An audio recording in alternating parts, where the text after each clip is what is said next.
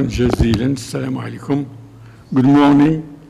It is a great pleasure for me and honor also to introduce the 7th seminar of the series that the Academy has been offering since a few months on modern trends in research about the heritage of Muslims. We are talking about the heritage of Muslims, not about Islam as a religion. This is an important point I would like to make from the outset. And the heritage of Muslims has very many aspects. We began by looking at contemporary research at the founding moments, and it was with Professor Monsef bin Abdjelil, one of the leaders in this field. We also had an opportunity to discuss the formation of views about morality, about ethics in early Muslim communities, and Sir Kevin Reinhardt, also from when he was also from the US, as well as Professor Bloom today. We had an opportunity also to discuss issues related to perceptions of time and history within Muslim contexts. That was with Ali Mzghani.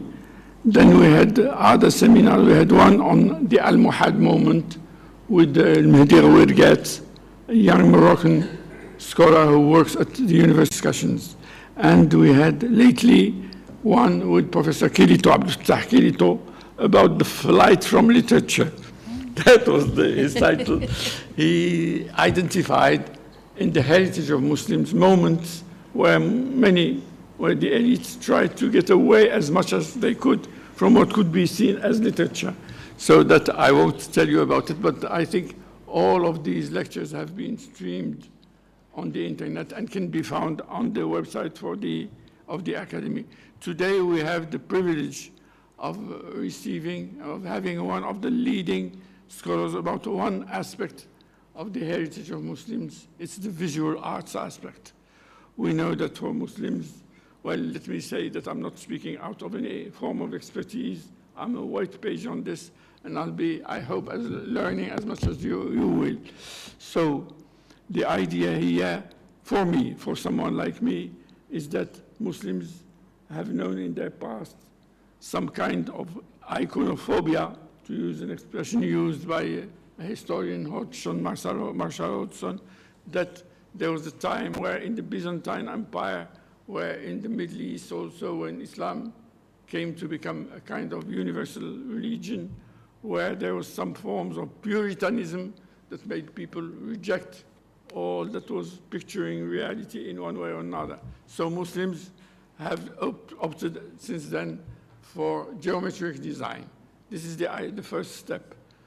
The second would be modern. I'm jumping immediately to contemporary era, where it seems that we are now free from figuration, from any, and so we are jumping into modern art, and we have here some examples. So contemporary visual art has freed itself. So in between, what was the case, all I know, if I may say, comes from some novels, like the one by Orhan Pamuk, about My Name is Red. Have you read it, if I may?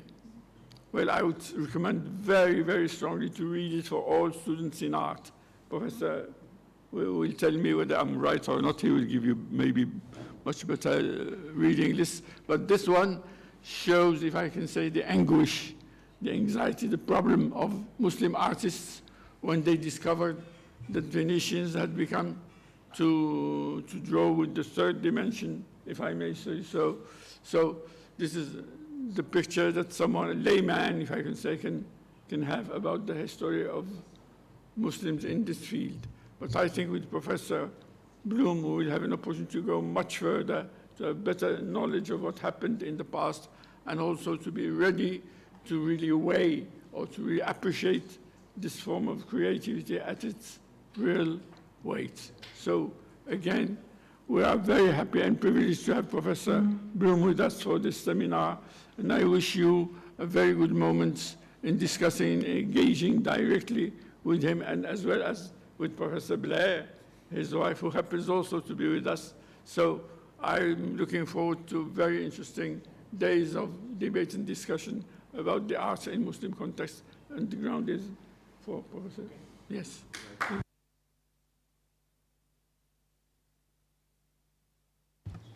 Greetings, everybody. Can you hear me? I suggest that you over there, if you can't see the screen, you should move down, because if you can see, you can see, because I have a lot of pictures. It's a thrill for me to be here. I realized Sheila and I were thinking about this. I came to Morocco the first time 45 years ago, you know, loved the place, but I have to say it was in somewhat different circumstances than I find myself today. As a student living on a very small budget, it was a very different experience. But the country has changed, and it's a delight to be here. What do you do?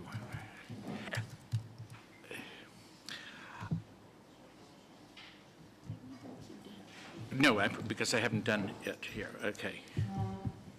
No. Okay. Can we have the? Okay. Yeah. What? Okay.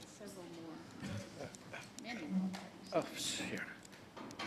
How do I go back there? Okay.